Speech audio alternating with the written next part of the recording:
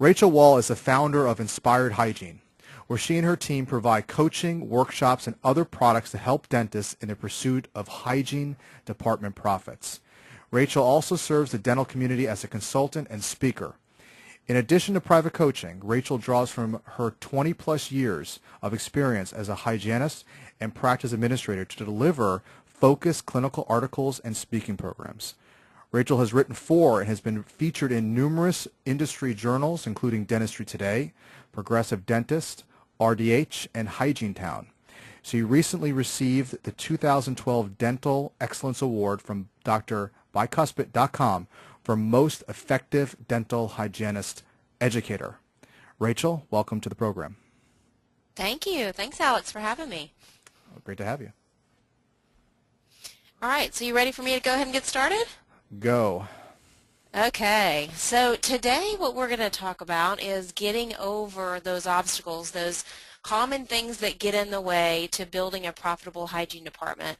And one of the things that I just really enjoy, and our Inspired Hygiene coaches, because it's more than just me, we've got some other fantastic coaches that are out there in the field. One of the things we enjoy the most is being out there with our clients and their practices and seeing how across the country we are more the same than we are different. You know, from practices from Florida to Washington to Maine to Southern California and everywhere in between, we are more the same than we are different. And so what I'd like to share today is first some benchmarks of a high-performance hygiene department, a highly profitable hygiene department, and then what are some of the obstacles that get in our way and some tips to kind of work through those.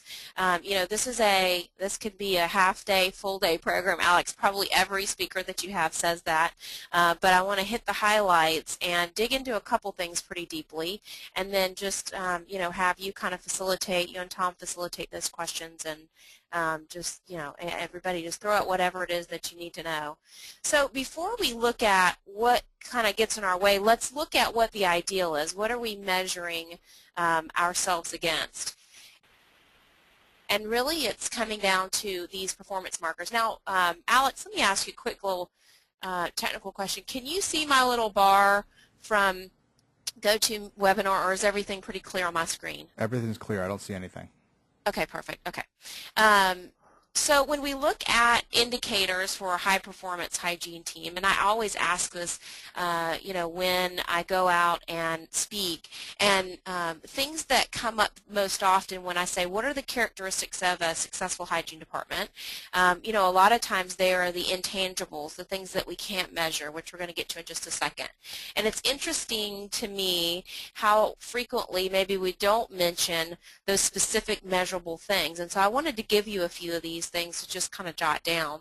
And one of them is the Perio Percentage, and we're going to dig into all of these during this time together. But the Perio Percentage, the way that we measure, and every consultant has a little bit different way that they calculate the Perio Percentage. Some is based on production of periodontal procedures versus the rest of the hygiene production, and there's no right or wrong way. It's just, you know, the way that we have decided to measure it for whatever reason. So we feel that in order for a hygiene department to really be performing successfully, that Perio Percentage should be 25% or higher, and I'm going to give you guys all a tool so that you can see exactly where you stack up with that number. Production should be greater than or equal to at least $1,200 a day consistently, and we get a lot of questions about this from geographic sense. You know, what if we live in a small rural town? And certainly those things affect that. What if doctor exams are or are not included? But even with all those things kind of taken into consideration, you know, if you're not including doctor exams, you still want to be over $1,000 a day. And when we look at, you know, different services and things that you want to have in your hygiene mix, you know, it doesn't take a whole lot to get there. Profitability. One of the benchmarks of a successful hygiene department is that they are producing at least 3 times their salary and benefits. So producing 3 times hygiene salary and benefits gets the hygiene department to that first point of profitability. Open time, 8 to 10% or less open time, and I'm going to show you exactly how to calculate that. Having a varied mix of services, so not just all pro fees, but some other things in there that are of high value to patients and really delivering a great level of service. And then 40 to 50% of the adults in some kind of fluoride or caries prevention program, whether that is fluoride varnish in the office or something that's taken home. It's just really important to have that as a key component of your hygiene service mix and your preventive service mix. So here are some of those intangibles, the things that we really hear more often. And you know, maybe it's better that we hear these things, because this is really how you guys feel, right? How we feel in a practice. And what's most important is how your patients feel in your practice. And so these are some of those things that are really hard to measure, but are just as critical as those numbers. You know, strong support of restorative enrollment from hygiene. Use of the technology that's there available, intraoral cameras and things like that. Happy, healthy patients, so patients that are giving good reviews to the practice and are returning and referring their friends and family. Hygienists that contribute to the growth of the practice and the financial success of the team, so helping be productive so that there are bonuses and things like that available. Progressive, current treatment philosophies, and engaged and excited hygienists.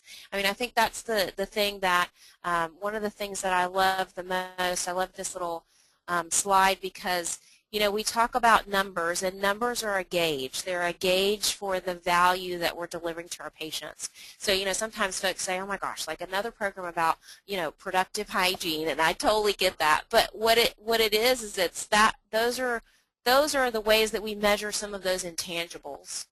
And so the thing that I love, one of the things I love the most about what we do is almost every time that I speak with a doctor or hygienist about potentially working with Inspired Hygiene and having our team help them get to the next level, they say, well, it was the numbers that kind of got my attention and saw that maybe we haven't grown in the last few years. But the bottom line is we just really want to get everybody on the same page, and we want to take great care of our team, of our patients. And so that's really what it all comes back down to, right, is that standard of care. And so let's look for a few minutes at some of the things that get in our way of delivering that high standard of care and of being productive or contributing those benchmarks, those industry benchmarks for a successful hygiene department. So, we all go to CE. We love it. We enjoy being together. When we travel as a team, we love learning. And then so often we get back to the practice and we get faced with this, right? A huge, big rock that's in our path. And we have all these great ideas, and we all get all pumped up, and then we just get back in the thick of it, and sometimes things don't get accomplished. And information is good, but it's not really worth a whole lot unless you do something with it. So I'm hoping today that you get even just one nugget that you can apply and make some kind of change in the practice for the better that will increase the value of what you're delivering to your patient, also increase your satisfaction as part of a member of the team. So let's look at some of these obstacles. Let me go back and make sure that I'm clicking through here. Here we go. So the first most common obstacle that we see is the schedule is out of balance, and we're going to talk about each of these in detail. The next one is that there may not be clear systems on how to implement new techniques or new services that you want to add, or new things that you learn about when you go to CE programs.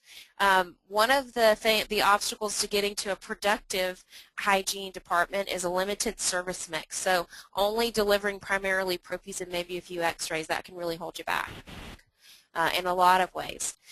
No accountability or training, just kind of saying, okay, let's do this, and then everybody's just kind of out there, paddling along, trying to make the best of it that they can, but there's no real formal training. Good example of that is with the CIRAC or a laser or some other tool that you might have. It's really important to make sure that your team has the proper training.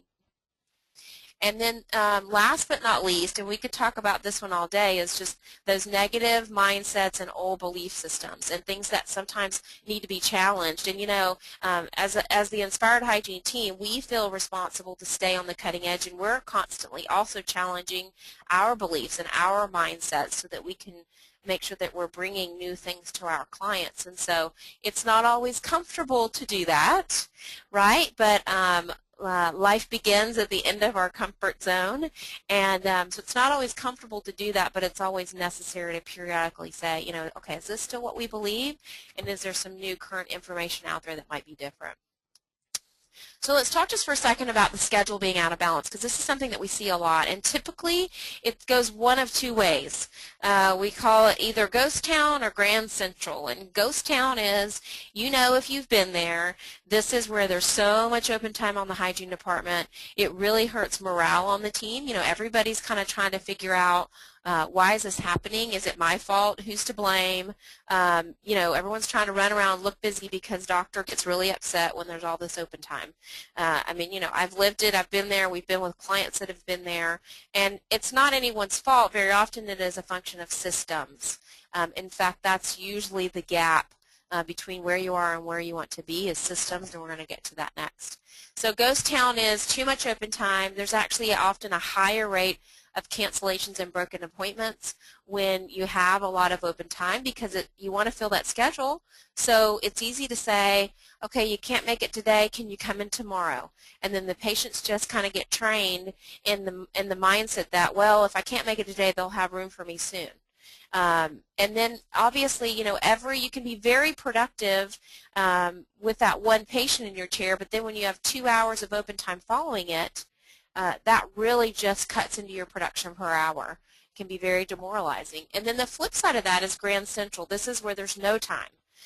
You know, you're trying to squeeze patients in. Oftentimes the appointments get shortened, and we'll talk about the effects of that. Not always, but many times these types of practices are very prophy heavy because sometimes they shorten the appointment times, or sometimes they're just running at such a high speed that they haven't had time to slow down and really say, okay, let's really take our service up a notch and implement a really clear Perio program.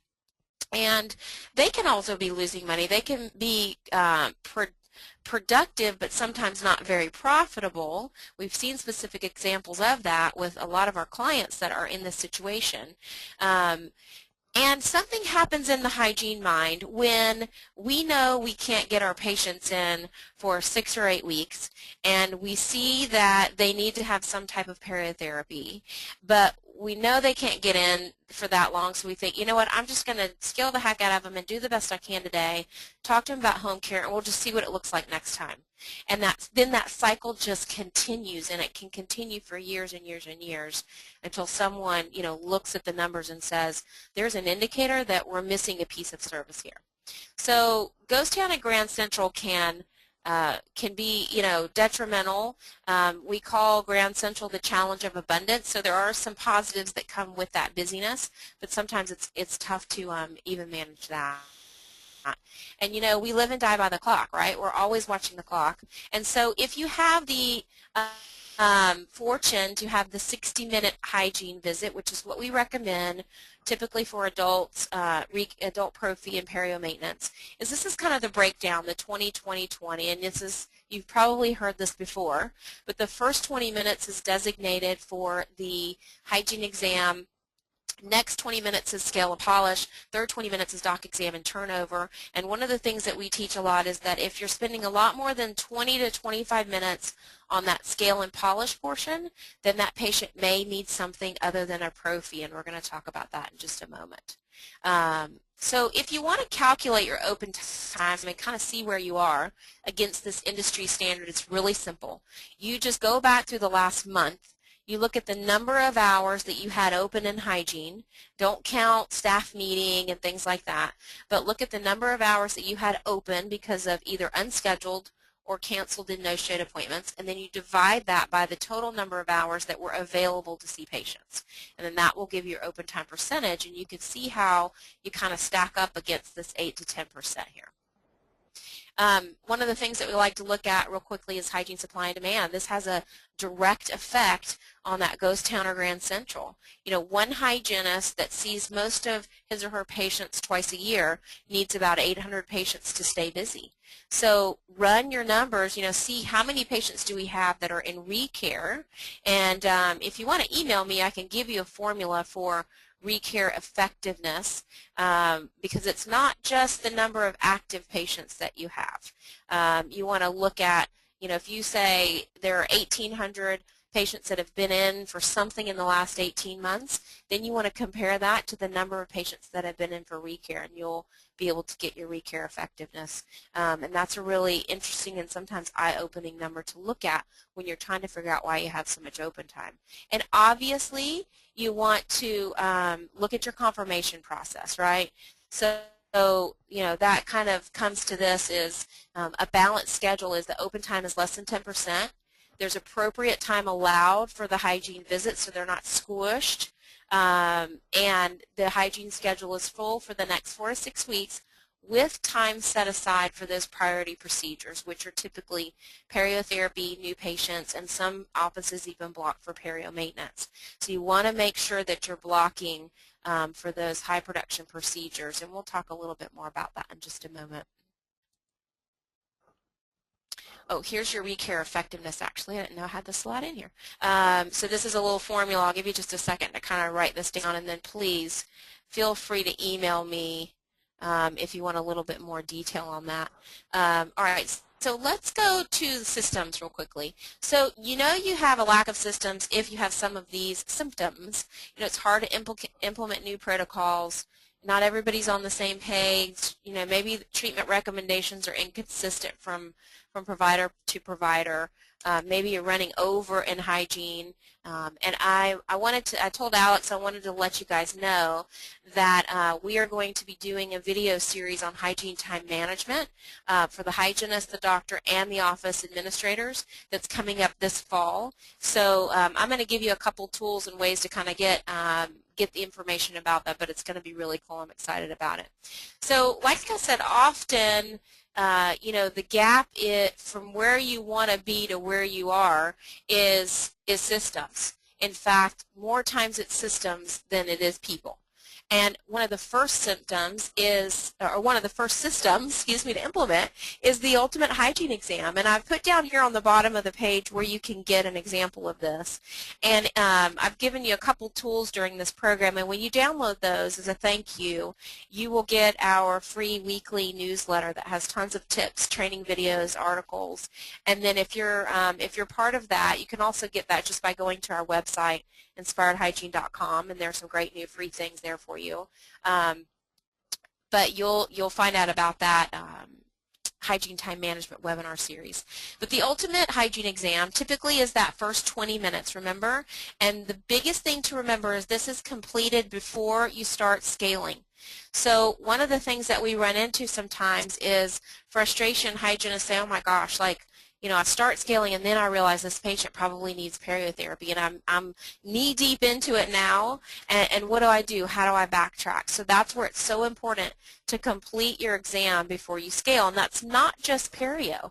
That's also the restorative exam, any photos that you're going to take, right? Be sure that you put these things up on your monitor where the patients can see it so you can really talk to these restorative needs before you start scaling, because I think it's Parkinson's law says,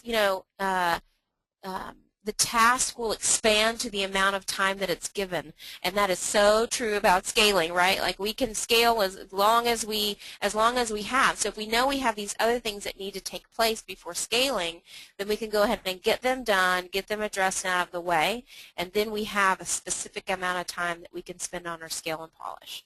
And I'm happy to take questions about that too when we go into overtime. Have a perio plan, have a written protocol.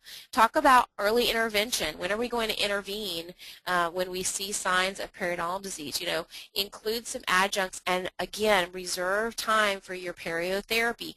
It is critical to the success of any perio program that you have those times on your schedule. In fact, before we ever go in to do any type of coaching, we do a virtual meeting, kind of like this, with our clients, and we help them put in blocks so that they can hit the ground running, and when they're presenting therapy to their patients, that they can get those patients in a timely manner. Because any time that you are presenting treatment and you're creating a sense of urgency with the patient, you want to be able to get them in quickly so that you are confirming that sense of urgency.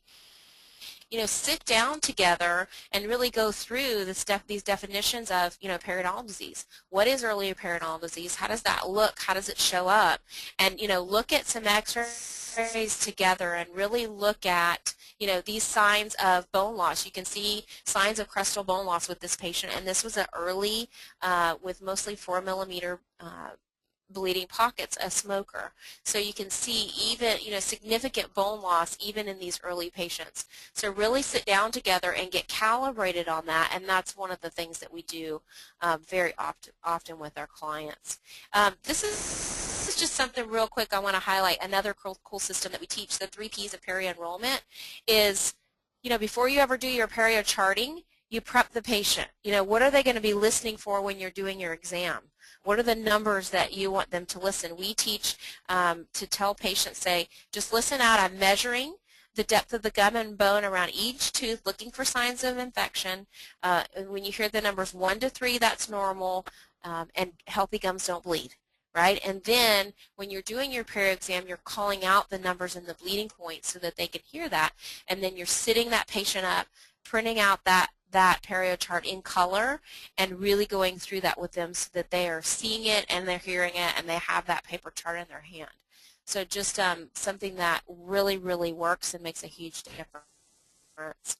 So the next obstacle is poor service mix, right? So this is when you're stuck in the prophy trap and you feel like you're a hamster on the wheel. You often have a low perio percentage. I'll show you in just a second how to figure that out, right? Time management sometimes is difficult because you're trying to do a lot of scaling in that short period of time. This happens a lot of times in those high volume practices too, where your poor service mix equals, your scheduling creates shorter appointments, okay? So you don't have as much production. So one of the knee-jerk reactions to increasing production is to shorten the appointments to get more patients in. But when you have shorter appointments, very often you have less diagnosis, right? Not as effective diagnosis and enrollment, which leads to a poor service mix because you're just doing prophies, which keeps you in that poor production cycle. So it's really interesting to see how these things kind of affect one another. And so our proper diagnosis really creates that service mix. So, if your doctor was doing one-service composites all the time, he or she would not be very productive, right? They would be worn out at the end of the day, and not every patient needs a one-service composite. That's not appropriate treatment for every situation. And so that's very much akin to what happens when you're in that prophy trap and almost all the patients are receiving prophies. So here's how you can go and download this Perio tool. This is a really simple little tool. At the bottom of the page here, you'll see the website here where you can download this, and you can plug in your numbers. You just print off a production by procedure report for the last 12 months, and all the instructions are there on the web page. And you plug in your numbers and see where you stack up. And so this is kind of what you want to look at. So, if you're in that 0 to 20%, it really needs immediate attention to your protocol. And you also want to look at, one of the insider kind of tips is the balance between your scaling root planing numbers and your perio maintenance. So if you're doing 100 perio maintenance a month and 19 scaling root planing, something may be out of balance, and we can do really detailed look at that with our hygiene analysis that we do with clients, and we're happy to do that for you. So just an example of a strong service mix, having a lot of different things in your service funnel for patients. Okay, so let's move on to accountability and training. This is the symptoms of this is when you say you're going to do something at a team meeting and things just aren't getting accomplished. There's not much follow through, or the team just doesn't have confidence, in the procedures that they're doing. We're not tracking them. We're not sure kind of where we're going. And we really are individually responsible for our actions and the quality of care that we provide. And it is up to us to, as all team members, to really educate clients about high-quality oral health care and always be on the cutting edge. So, we can't always pass the buck, right? It's always our responsibility honesty. This is an example of one of our clients in his action list here that he's holding up. And so I want to give you kind of an example. Anytime that you have team meetings or you're going to implement some new service or protocol, make an action list, draw on a big page, what do we need to do to bring this in? This is a good example of teams that want to implement, let's say, fluoride varnish. Let's collect some information and make sure we know what our beliefs are on this. Let's get a lunch and learn or scheduled for the products we want to try, and then start letting our patients know about it, but really assigning everyone a task and then sticking to it and really following through is the key. All right, so I know I kind of blew through that one, Alex. We're going to go to the last one because this is really kind of where the rubber meets the road. And I know one of the takeaways was, how to get hygiene buy-in. So how to get hygienists excited about taking things to the next level. And it's really about finding your why. We have all these things that have changed just in the last 22 years since I've been, a registered hygienist. We've had some differences in information about home care versus host response. Recare versus risk factors, determining the recare based on the patient's risk factors rather than just on, what the tradition is. And then there's a really cool book that you guys might want to read. It's called Switch by Chip and Dan Heath, and they talk about this. They use a really cool analogy about how to create lasting change, and they use the analogy of the elephant and the rider, and that anytime we're trying to change something, so let's say, for instance, you're going to create a perio protocol, and you're going to step up and you're going to start treating periodontal disease earlier. We have to believe that with our analytical mind, our rational mind, right? And our rational mind is the rider. And we also have to believe it with our emotional mind. And guess what? The emotional mind is the elephant. And you see how much bigger that elephant is than the rider. That gives you a clue of how much our emotions play into this. And then the third piece is the path, right? Having a clear path. So if you have all these big obstacles and rocks in your path, it's going to be hard to keep things in place long term and to keep change in place long term. So we always have to address the analytical mind, right? The research piece, the evidence-based piece, but then we have to really look at how does this affect our patients and what do I believe about this inside? Because Alex, you've experienced this with groups that you've worked with, is we can't recommend something to someone with integrity unless we believe it ourselves. And so the same thing comes with our patients, right? We can't believe in a therapy and promote it to a patient if we don't believe it ourselves. So anytime you're trying to implement any new product or program, it can't just be about production. It has to be about the why and what are our patients going to get out of this. So this is, I thought I'd throw this in. This is my hygiene graduating class in 1991. There's me in the middle, not afraid to lift the champagne glass at that time. And this is kind of what we believed, is we were the Nazis of flossing, right? And if our patients didn't floss, then that was why they weren't getting the response that they expected. But now this is an example of home care versus host response. And yes, we want to absolutely recommend power toothbrushes and water flossers and things that help our patients with their home care. It's also important that we understand that it takes two things to create an infection: the bacteria and a susceptible host. And some of our patients, this is from the consensus paper from the Journal of Cardiology and the Journal of Perio, is 50% of the variation in clinical severity of chronic perio is explainable by genetic influences, and there's nothing that they can do about that. Genetics is the #1 risk factor for periodontal disease, so we have to take that into account, right, and think about other systemic things like diabetes and all these other things that our patients are facing. So I just wanted to show you like a real just example here of a case that I came across, and then we'll wrap up.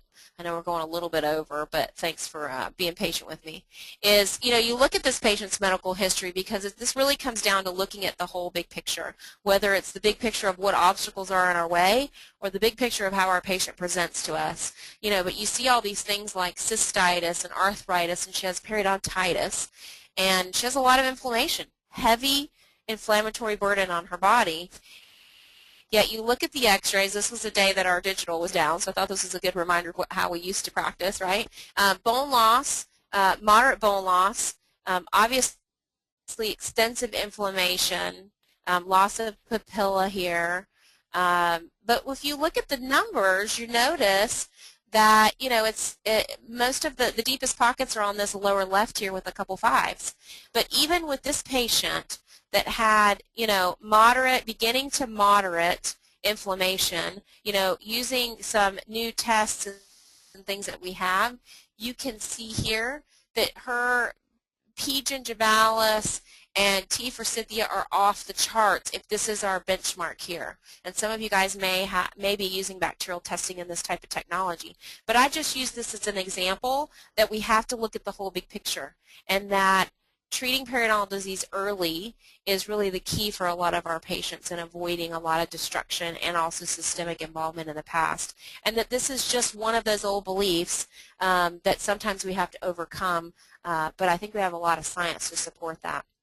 So life begins at the end of the comfort zone. You know, sometimes it requires us stepping out of those old paradigms and how we've seen ourselves for years. You know, sometimes that might be something like, well, I've always hand scaled and that's just what I'm comfortable with.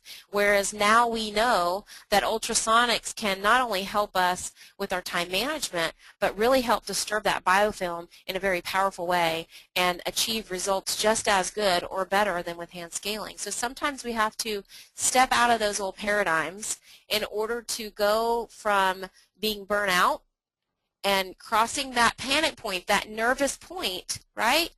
That nervous point which will separate you from being burnt out to really being fired up with some new beliefs and actions. So Alex, I'm going to turn it over to you, and let's open it up to some questions. Yeah, great stuff there, Rachel. You know, one thing I like to suggest for everybody is to get a copy of Rachel's newsletter. It's really good. I look forward to it every week. I know our team has it, so I think it's a great added bonus. So if you haven't already, go to her website inspiredhygiene.com, and get a copy of her newsletter.